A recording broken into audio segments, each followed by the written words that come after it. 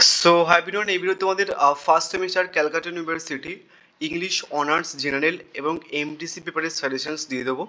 So এর আগে আমি তোমাদের দুটো ভিডিও পোস্ট করে দিয়েছি, যেখানটাই সেকশন 1 থেকে সাজেশনস দিয়ে দিয়েছি। যারা সেকশন 1 বা সেকশন 2 সিলেবাসটা বা কোশ্চেন প্যাটার্নটা খুব ভালো করে জানো না, একটুখানি ভালো করে শুনো না, আমি তোমাদের বলে দিই যে তোমাদের টোটাল দুটো সেকশন থাকবে পরীক্ষার খাতায় তুমি দেখতে পাবে। একটা হচ্ছে কি যে সেকশন 1 অ্যান্ড একটা হচ্ছে কি যে তোমার সেকশন হচ্ছে কি যে 2। তো এই যে সেকশন 1 আর সেকশন 2 সিলেবাসটা কি, তোমাদের অ্যাকচুয়াল সিলেবাসটার নাম মানে ওভারঅল সিলেবাসটার নাম হচ্ছে কি যে introductions to English literature poetry. So তোমাদের ফার্স্ট সেমিস্টারের সিলেবাস এটা, সেকেন্ড সেমিস্টারে প্রোজ থাকবে, থার্ড সেমিস্টারে ড্রামা থাকবে, ঠিক আছে? তো এইটা হচ্ছে কি সেকশন 1 এর সিলেবাস। তো ওই যে সেকশন 1 এর সিলেবাস, এখান থেকে 3টে 15 মার্কসের প্রশ্ন আসবে অ্যান্ড হচ্ছে কি যে 3টে 5 মার্কসের প্রশ্ন আসবে। সো 3টে 15 মার্কসের মধ্যে যে কোনো একটা 15 মার্কসের অ্যান্সার্স করতে হবে এবং 3টে 5 মার্কসের মধ্যে যে কোনো একটা 5 মার্কসের অ্যান্সার্স করতে হবে। এই সেকশন 1 থেকে আমি অলরেডি 15 মার্কস এবং 5 মার্কসের সাজেশন দিয়ে দিয়েছি। এর আগের বারেও 100% কেমন ছিল নিউ সিলেবাসের উপরে, তোমরা চাইলে এখনও কোশ্চেন পেপার নিয়ে চেক করে দেখতে পারো। এবং এই ভিডিওটা 2025 সাজেশনের ভিডিও, তোমরা প্লেলিস্ট চেক করবে, 2025 ইংলিশ অনার্স সাজেশন বলে একটা প্লেলিস্ট বানানো রয়েছে, সেখানটাই পেয়ে যাবে এবং এই ভিডিওটা তুমি কিন্তু ওই প্লেলিস্টের মধ্যেই পেয়ে যাবে। আর একটা জিনিস তোমাদের বলে দিই, সব কথা বলার আগে, তোমাদের কিন্তু যারা অনার্স আছে ইংলিশ অনার্স, তোমাদের কিন্তু সেক পেপার পড়তে হবে। সেক 1 বলে একটা পেপার আছে, সেটাতে তোমাদের বিজনেস রাইটিং করতে হবে। 5টা বিজনেস রাইটিং আছে, ঠিক আছে? Meeting minute, email, CV, letter, report. তো 5টা রাইটিং আছে। আমি কিন্তু তোমাদের সেক পেপারের সমস্ত ক্লাসেস এবং হচ্ছে কি যে ফরম্যাট, মানে যে ফরম্যাট ইউজ করে মোটামুটি তুমি হচ্ছে কি যদি কিছু ইংলিশ নাও পারো, রাইটিং যদি কিছু নাও পারো, ওই ফরম্যাটটা একটুখানি বুঝে লিখে দিয়ে আসলে কিন্তু তুমি মার্কস পেয়ে যাবে, সাফলি পাবে না। বেসিক্যালি যারা ইংলিশ অনার্স নেয় ক্যালকাটা ইউনিভার্সিটির আন্ডারে, এই যে সেক পেপারে কিন্তু সাফলি পায়। তোমাদের কিন্তু ফার্স্ট সেমিস্টারে সেক পেপার অ্যাড করা আছে। সো যারা ফ্রিতে ক্লাস এবং হচ্ছে কি যে ফরম্যাটগুলো নিতে চাইছো, প্লাস হচ্ছে কি তোমরা সাজেশনস এবং প্রিভিয়াস ইয়ারের সলিউশনসগুলো নিতে চাইছো সেক পেপারের, দেন তারা কিন্তু এই ভিডিওটার কমেন্ট বক্সে একটা গ্রুপের লিঙ্ক আছে, হোয়াটসঅ্যাপ গ্রুপ, সেখানটায় জয়েন হতে পারো। প্রত্যেক সানডে করে ক্লাস হয়। আদারওয়াইজ আমি তোমাদের প্রত্যেক কটা পোয়েট্রি এবং ডিএসসি 1-এর যে ক্লাসগুলো, মানে এই যে ভিডিওটা দিচ্ছি, এই পেপারের ডিএসসি 1 এই পেপারের ক্লাসও কিন্তু ফ্রিতে করানো হয়। আমি পোয়েট্রিগুলো তোমাদের ইউটিউবে পোস্ট করে দিয়েছি, অনেক ক্লাস ইউটিউবে পোস্ট করা আছে, তোমরা চাইলে দেখতে পারো। এবং যারা ক্লাস করতে চাইছো, তোমরা এই ভিডিওটার কমেন্ট বক্সে একটা হোয়াটসঅ্যাপ গ্রুপে লিখে সেখানটায় জয়েন হতে পারো। এবং তোমরা নোটসের জন্য এই দুটো নাম্বারে হোয়াটসঅ্যাপ করে নিতে পারো, ঠিক আছে? ডিএসসি 1-এর বেসিক্যালি নোটস, এবং শুধু ডিএসসি 1 নয়, তোমাদের যা যা মাইনর পেপার বা এমডিসি পেপার বা হচ্ছে কি তোমাদের যে এইসি কম্পালসারি ইংলিশ বা কনস্টিটিউশনস ভ্যালু ইএনভিএস আছে, আইএসজি পেপার আছে, সমস্ত পেপারের নোটস ইংলিশ প্লাস বাংলা ভার্সনে পেয়ে যাবে। যারা নেবে এই দুটো আমরা হোয়াটসঅ্যাপ করে নিতে পারো। তো চলে গেল, এবার সেকশন 1-এর সিলেবাসটা বুঝে নিয়েছো, এবার সেকশন 2-এর সিলেবাসটা দেখে নাও। এটা সেকশন 2, ঠিক আছে? তো সেকশন 2-তে এখান থেকে 15 মার্কসের 5টা প্রশ্ন আসবে এবং 5 মার্কসেরও 5টা প্রশ্ন আসবে। তো 15 মার্কসের 5টা প্রশ্নের মধ্যে তোমাকে কিন্তু 15 মার্কসের 3টে প্রশ্নের অ্যান্সার্স করতে হবে এবং 5 মার্কসের 5টার প্রশ্নের মধ্যে তোমাদের কিন্তু দুটো 5 মার্কসের অ্যান্সার্স করতে হবে। সো কেউ যদি মনে করো যে দাদা আমি এতটা পড়তে পারবো না, অনেকটা সিলেবাস রয়েছে, তো আমি হচ্ছে কি যে যে কটা পরীক্ষাতে প্রশ্ন আসবে সে কটাই আমি নর্মালি করতে চাই, আমি বেশি পড়তে চাই না। তো তুমি এই যে 3টে পোয়েট্রি থেকে প্রথম 3টে যে কোনো তোমার ইচ্ছা মতো যে কোনো 3টে পোয়েট্রি থেকে ক্রিটিক্যাল অ্যাপ্রিসিয়েশন মুখস্থ করে নেবে। পোয়েট্রি বা কবিতা থেকে তুমি যদি ক্রিটিক্যাল অ্যাপ্রিসিয়েশন মুখস্থ করে নাও, তাহলে কিন্তু হয়ে যাবে, আর কোনো রকম কোশ্চেন্স না করলেও চলবে। সো যে কটা পরীক্ষাতে প্রশ্ন আসবে তুমি জাস্ট সে কটা থেকে ক্রিটিক্যাল অ্যাপ্রিসিয়েশন মুখস্থ করে নেবে। 3টে প্রশ্ন পরীক্ষাতে লিখতে হবে, তুমি 3টের জন্য হচ্ছে কি 3টে 15 মার্কসের প্রশ্ন এখান থেকে মুখস্থ করে নেবে ক্রিটিক্যাল অ্যাপ্রিসিয়েশন, তাহলে কিন্তু হয়ে যাবে। এবার দুটো 5 মার্কসের জন্য তুমি এখান থেকেও ক্রিটিক্যাল অ্যাপ্রিসিয়েশন মুখস্থ করে নিতে পারো। 5 মার্কসের যে কোনো ধরনের প্রশ্ন আসুন না কেন, যেমনভাবে ঘুরিয়ে তুমি জাস্ট ওই ক্রিটিক্যাল অ্যাপ্রিসিয়েশনটাই হচ্ছে কি যে টুকে দেবে, হয়ে যাবে, মার্কস কিন্তু ভালো মার্কস পেয়ে যাবে তুমি। অ্যান্ড এখান থেকেও সেম, তুমি যদি ক্রিটিক্যাল অ্যাপ্রিসিয়েশন মুখস্থ করে নাও, যে কোনো ধরনের প্রশ্ন আসুন না কেন তুমি কিন্তু লিখতে পারবে। এর আগেরবার আমি যে সাজেশন দিয়ে দিয়েছিলাম তোমাদের কিন্তু এই সিলেবাসের উপরে তিনটে পরীক্ষা হবে। একটা হচ্ছে কি ডিএসসি 1 মানে যাদের অনার্স আছে তাদের, একটা হচ্ছে কি যে মাইনর 1 মানে যাদের অনার্স আছে এবং সাইডে হচ্ছে কি যে ইংলিশ আছে তাদের, এবং এমডি যাদের হচ্ছে কি যে পিওর ইংলিশ আছে মানে পিওর জেনারেল তাদের। সো তিনটে পরীক্ষা কিন্তু হয়েছিল। আমি কিন্তু তোমাদের প্রত্যেক কটা পোয়েট্রি সাজেশনের সঙ্গে একটা করে প্রশ্নই রেখেছি এবং প্রত্যেক কটা পোয়েট্রির নিচে এর আগের বারের প্রশ্নগুলো রেখেছি। অনার্সদের প্রশ্ন রেখেছি, মাইনারদের প্রশ্ন এবং এমডিসিদের প্রশ্ন। এবার আর একটা ঝামেলা, সেটা হচ্ছে কি যে এবারে এই সেম সিলেবাসের ওপরে টোটাল 4টে পরীক্ষা হবে, মাইনর 3। থার্ড সেমিস্টারে যাদের ইংলিশ মাইনর আছে তারও কিন্তু এই সিলেবাসের পরীক্ষা হবে। তো একটা সিলেবাসের উপরে যখন 4টে পরীক্ষা হবে তখন কোন প্রশ্নগুলো বাদ দিয়ে কোনগুলো দেবে সেটা কিন্তু কেউ বলতে পারবে না, ফার্স্ট কথা। সো সেটার জন্য আমি তোমাদের ফর দ্য সেফ সাইড একটা প্রশ্নই দিয়েছি, তো একটা করেই করে যাও। যদি মনে করো যে দাদা না আমি আরও কিছু এলাবোরেট করে করতে চাই, আরও বেশি মার্কস পেতে চাই, 80% আপ করতে চাই, তাহলে আমাকে কমেন্ট করে জানাতে পারো। তাহলে হচ্ছে কি যে আমি তোমাদের প্রত্যেক কটা পোয়েট্রি থেকে আবার একটা সাজেশন ভিডিও পোস্ট করে দেবো, ঠিক আছে? তাহলে কোশ্চেন প্যাটার্ন বুঝেছো, কোশ্চেন্সের গুরুত্ব বুঝেছো, কটা পেপার হবে এই সিলেবাসের মধ্যে সেটা বুঝেছো, কটা প্রশ্ন লিখতে হবে সেটা বুঝেছো, ঠিক আছে? এবার চলো সাজেশনসগুলো দেখে নিই। প্রথমে আমরা আসি হচ্ছে কি যে উইলিয়াম শেক্সপিয়ারের সনেট 73।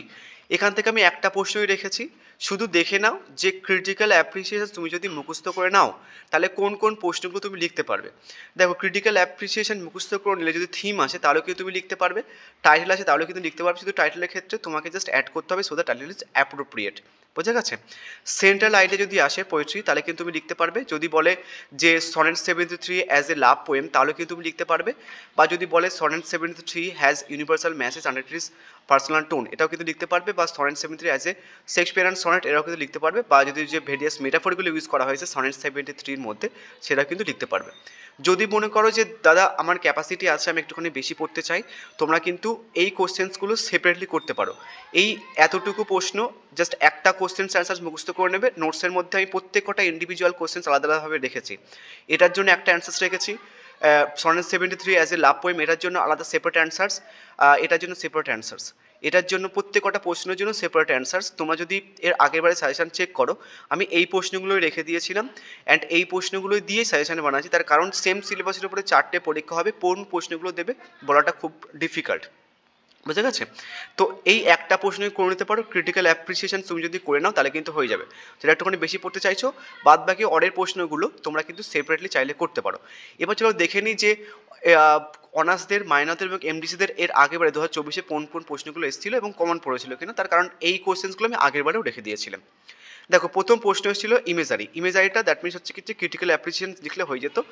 এটা বলেছে যে considers Shakespeare's sonnet 73 as a poem on time, love and death. এটা হচ্ছে কি ডিরেক্টলি থিম দিয়েছে, প্রশ্নটা কিন্তু এরকমভাবে এলাবোরেট করেও দিতে পারে। অ্যান্ড তারপরে দেখো ক্রিটিক্যাল অ্যাপ্রিসিয়েশন দিয়েছে, এটাও কিন্তু আমি ডিরেক্টলি রেখে দিয়েছিলাম। তাহলে দেখো তিনটে প্রশ্ন, তিনটেই কিন্তু আমরা 100% কমন পেয়েছি 2024 যে পরীক্ষাটা হয়েছিল সেটা। এবারে হয়তো আমি তোমাদের একটা প্রশ্ন রেখে দিয়েছি সবগুলো প্রশ্ন কম্বাইন করে, আদারওয়াইজ আমি আগের বারে তোমরা যদি সাজেশন চেক করো তোমরা দেখতে পাবে ইটস নট দ্যাট আমি তোমাদের সাজেশন পোস্ট করার সময় প্রশ্নগুলো অ্যাড করে দিয়েছি এমন নয়, তোমরা আগের ওল্ড সাজেশনও কিন্তু দেখতে পারো। সমস্ত প্রশ্ন কিন্তু এখানটায় কমন ছিল, অনার্সদের হোক বা মাইনরদের হোক বা এমডিসিদের হোক, বুঝে গেছে? তোমরা এখান থেকে একটা প্রশ্নই করে নেবে, যেহেতু 4টে পেপার হবে ডিফিকাল্ট হবে, সেপারেটলি অনেকগুলো কোশ্চেন্স তোমাদের করতে হতে পারে। যারা একটুখানি বেশি পড়তে চাইছো আর একবার বলছি তোমরা চাইলে সেপারেটলি কোশ্চেন্স করতে পারো, বুঝে গেছে?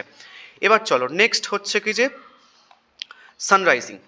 তো সানরাইজিং থেকে দেখো সানরাইজিংয়ে হচ্ছে কি যে আমি তোমাদের এখান থেকেও একটা প্রশ্ন দিয়েছি ক্রিটিক্যাল অ্যাপ্রিসিয়েশন।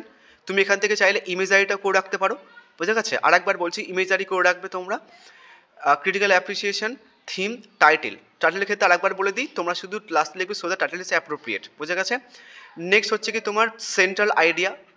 নেক্সট হচ্ছে কি যে ক্রিটিক্যাল অ্যাপ্রিসিয়েশন তুমি যদি মুখস্থ করো না মেটাফিজিক্যাল পোয়েম হিসেবে হয়ে যাবে বা অ্যাজ এ লাভ পোয়েম হিসেবে হয়ে যাবে, বা যে থিম ইউজ করা হয়েছে থিম অফ লাভ এটা কিন্তু হয়ে যাবে। এবার চলো দেখে নিই আগেরবারে প্রশ্ন কমন এসছে কিনা। ডিএসসি 1 দেখো ডিএসসি 1 দের হচ্ছে অ্যাজ এ লাভ পোয়েম হিসেবে এসেছিল, আমি কিন্তু অ্যাজ এ লাভ পোয়েম হিসেবে দিয়েছিলাম, এটা কিন্তু 100% কমন ডিরেক্টলি পড়ে গেছে। নেক্সট দেখো মেটাফিজিক্যাল পোয়েম, এটা মাইনরদের পড়েছিল, মেটাফিজিক্যাল পোয়েম হিসেবে আমি কিন্তু দিয়েছিলাম মেটাফিজিক্যাল পোয়েম। তারপর হচ্ছে কি এমডিসিদেরও কিন্তু মেটাফিজিক্যাল পোয়েমই এসেছিল। তোমরা একটা জিনিস খেয়াল করে দেখো এমডিসি এবং মাইনরদের প্রশ্ন কিন্তু সেম, মানে এমডিসিদেরও মেটাফিজিক্যাল পোয়েম দিয়েছিল সানরাইজিং, এবং হচ্ছে কি যে তোমার মাইনরদেরও কিন্তু মেটাফিজিক্যাল পোয়েমই দিয়েছিল। তো এই কোশ্চেন্সগুলো কিন্তু ইম্পর্টেন্ট এবারের জন্য, তোমরা তাও বেশি এদিক ওদিক না করে তোমরা জাস্ট ক্রিটিক্যাল অ্যাপ্রিসিয়েশন মুখস্থ করে নেবে। তারপর হচ্ছে কি যে টাইটেল, তারপর হচ্ছে কি যে তোমাদের থিম মুখস্থ করতে পারো, ঠিক আছে, সেপারেটলি যারা করতে চাইছো তাদের কথা বলছি, যদি আলাদাভাবে করতে চাও, বা এখান থেকে ইমেজারিটা করে রাখতে পারো যদি আলাদাভাবে অ্যান্সার্স করতে চাও। আদারওয়াইজ এখান থেকে একটা কোশ্চেন্স করে গেলে তুমি কিন্তু মোটামুটি ভালো মার্কস পেয়ে যাবে, বুঝা গেছে। এবার নেক্সট পোয়েম দেখো, নেক্সট পোয়েম টু অ্যাটম থেকে আমি দেখো ক্রিটিক্যাল অ্যাপ্রিসিয়েশন দিয়েছি প্রথমেই। ক্রিটিক্যাল অ্যাপ্রিসিয়েশন করে নিলে মোটামুটি তোমার থিম হয়ে যাবে, ইমেজারি হয়ে যাবে, টাইটেল হয়ে যাবে, সেন্ট্রাল আইডিয়া হয়ে যাবে। বা এখান থেকে দেখো আর একটা প্রশ্ন রেখেছি ক্রাফটসম্যানশিপ, এটা কিন্তু সেপারেটলি আসার চান্স আছে, তোমরা চাইলে এই প্রশ্নটা সেপারেটলি মুখস্থ করতে পারো, মানে আলাদাভাবে অ্যান্সার্স করে। সরি, নোটসের মধ্যে এই যে এখান থেকে একটা কোশ্চেন্সের অ্যান্সার দেওয়া রয়েছে এবং প্রত্যেক কটা যে অর্ডার কোশ্চেন্স রয়েছে সমস্ত কোশ্চেন্সের অ্যান্সার কিন্তু সেপারেটলি লেখা রয়েছে। যারা নোটস কিনেছো তোমরা প্রথমের কোশ্চেন্সটা যদি একটাই মুখস্থ করতে চাও, তোমরা প্রথমের কোশ্চেন্সটা মুখস্থ করে নেবে, বাদ বাকি যতটা কোশ্চেন্স আছে সমস্ত কোশ্চেন্স আসলে তুমি কিন্তু লিখতে পারবে। বা যে কোনো কোশ্চেন্স যদি আসে এর বাইরেও তাহলে কিন্তু যদি ক্রিটিক্যাল অ্যাপ্রিসিয়েশন মুখস্থ করে নাও তাহলে কিন্তু হয়ে যাবে, বোঝা গেছে। কী রেখে দিয়েছিলাম দেখো এই প্রশ্নগুলোর মধ্যে, ক্রাফটম্যানশিপ দিয়ে রেখেছিলাম, ভেরিয়াস অ্যাক্টিভিটিস রেখেছিলাম, নেচার অ্যান্ড অ্যানিমেল এবং হিউম্যান যে কম্বিনেশন ব্যাপারটা রয়েছে সেটা রেখে দিয়েছিলাম, এবং ওট রেখেছিলাম। নেক্সট হচ্ছে কি তোমার as a representative poem of John Keats, ঠিক আছে, রেখে দিয়েছিলাম। এবার দেখো কোন কোন প্রশ্নগুলো এসছে। টু অটম ক্রিটিক্যাল অ্যাপ্রিসিয়েশনস দেখো ডিরেক্টলি আমি রেখে দিয়েছিলাম, এটা কিন্তু 100% কমন পড়ে গেছে। তুমি জাস্ট একটা জিনিস খেয়াল করে দেখো যদি নাম বিশেষ হয় এর আগের বারে সাজেশন চেক করতে পারো 2024-এর, আমি এই প্রশ্নগুলো রেখে দিয়েছিলাম এবং এখান থেকেই প্রত্যেক কটা পোয়েট্রিতে 3টে প্রশ্ন, অনার্সদের হোক বা মাইনারদের হোক বা এমডিসিদের হোক সবার কিন্তু সব কটা প্রশ্ন 100% কমন পড়েছিল। ক্রিটিক্যাল অ্যাপ্রিসিয়েশন দেখো ডিরেক্টলি কমন পড়ে গেছে। নেক্সট হচ্ছে কি তোমার বলেছে ট্রিটমেন্ট অফ নেচার, দেখো আমি নেচার অ্যানিমেল এবং এই ব্যাপারটা রেখেছিলাম, ডিরেক্টলি কমন পড়ে গেছে। Next as a romantic poem, এটা জাস্ট ক্রিটিক্যাল অ্যাপ্রিসিয়েশন মুখস্থ করে নিলে হয়ে যাবে, বা তুমি যদি আলাদাভাবে যদি লিখতে চাও তাহলে হচ্ছে কি অ্যাজ এ রিপ্রেজেন্টেটিভ পোয়েম ব্যাপারটা ও লিখলেও কিন্তু হয়ে যেত, বুঝে গেছে। তাহলে 3টে প্রশ্ন 3টাই কিন্তু কেমন টু অ্যাটম থেকে, তোমরা কিন্তু এখান থেকেও এবারের জন্য এই যে ক্রিটিক্যাল অ্যাপ্রিসিয়েশনসটা করে নেবে, শুধু দেখে রাখো যে কোন কোন প্রশ্ন আসে তুমি জাস্ট লিখতে পারবে, বা এর বাইরে যদি কোনো প্রশ্ন আসে তাহলে কিন্তু তুমি যদি ক্রিটিক্যাল অ্যাপ্রিসিয়েশন মুখস্থ করে নাও তাহলে কিন্তু হয়ে যাবে, ঠিক আছে। এবং যারা একটুখানি বেশি পড়তে চাইছো তোমরা নোটস কিনে বা নিজেদের মতো নোটস বানিয়ে এই প্রশ্নগুলো সেপারেটলি করতে পারো, বুঝে গেছে।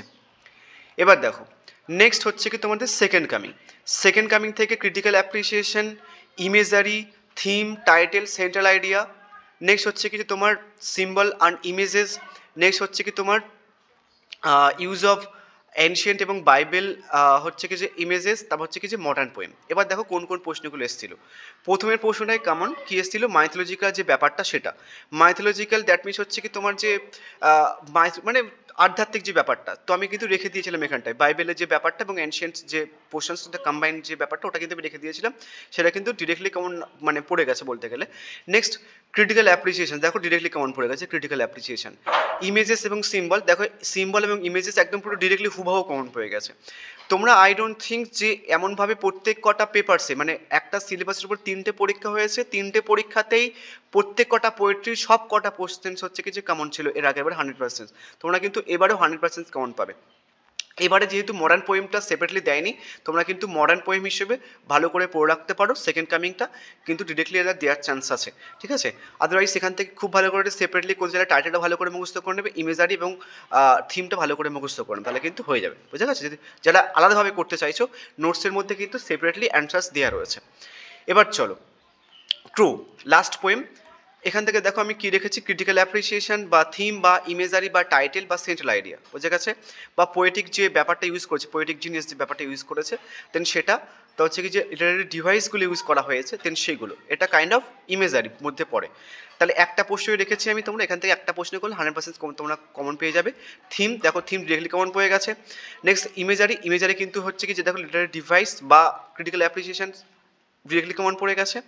নেক্সট হচ্ছে কি তোমাদের মডার্ন পোয়েমটা ক্রিটিক্যাল অ্যাপ্রিসিয়েশন করলে কিন্তু হয়ে যেত, তাহলে মোটামুটি এখান থেকেও কিন্তু সবকটা প্রশ্ন 100% কেমন ছিল, তোমরা জাস্ট এখান থেকে একটা প্রশ্নই করবে মোটামুটি কমন পেয়ে যাবে। এবার যদি মনে করো যে দাদা আমি একটা প্রশ্ন করতে চাইছি না, আমি 80% টার্গেট করতে চাইছি দাদা, সো আমার জন্য একটা সেপারেট সাজেশন ভিডিও বানিয়ে দাও, তাহলে কিন্তু আমি পোস্ট করে দেবো। বা তুমি এখান থেকে যে প্রশ্নগুলো পড়ে গেছে এবং সাইডে যে প্রশ্নগুলো এখানটায় রয়েছে প্রত্যেক কটা পোয়েট্রি তুমি চাইলে সেপারেটলি করতে পারো, নোটসের মধ্যে প্রত্যেক কটা কোশ্চেন্সের অ্যান্সার্স আলাদাভাবে দেওয়া রয়েছে। যেটা নোটস কিনেছো আর একবার বলে দিই তোমরা প্রত্যেক কটা প্রশ্ন সেপারেটলি করতে পারো, মানে আলাদা আলাদাভাবে মুখস্থ করতে পারো। আদারওয়াইজ একের প্রশ্ন যে অ্যান্সার্স রয়েছে প্রত্যেক কটা পোয়েট্রি থেকে ওটা মুখস্থ করে নেবে। যে কোনো প্রশ্ন আসুক না কেন, যেগুলো আমি সাজেশনের মধ্যে রেখেছি বা নাও রেখেছি, যে কোনো প্রশ্ন আসুক ওই একের দাগের প্রশ্নের অ্যান্সার্স লিখলে কিন্তু তুমি মোটামুটি ভালো মার্কস পেয়ে যাবে। যারা বেশি মার্কস পেতে চাইছো সেপারেটলি অ্যান্সার্স মুখস্থ করে নিও। যারা অন অ্যান এভারেজ মার্কস পেতে চাইছো 70% বা 75% টার্গেট করতে চাইছো, একের দাগের প্রশ্নটা অ্যান্সার্স মুখস্থ করলে কিন্তু তোমরা হামেশাই 75% মার্কস পেয়ে যাবে। So thank you. নেক্সট ভিডিওতে আমি তোমাদের এই প্রসেস থেকে 5 মার্কসের কোশ্চেন্সও দিয়ে দেবো, যেটাও কিন্তু এর আগের বারে 100% কেমন ছিল। যারা সেক পেপারসের ক্লাস করতে চাইছো ফ্রিতে, তোমরা চাইলে এই ভিডিওটার কমেন্ট বক্সে যে হোয়াটসঅ্যাপ গ্রুপের লিঙ্ক আছে সেখান থেকে জানাতে পারো। So thank you.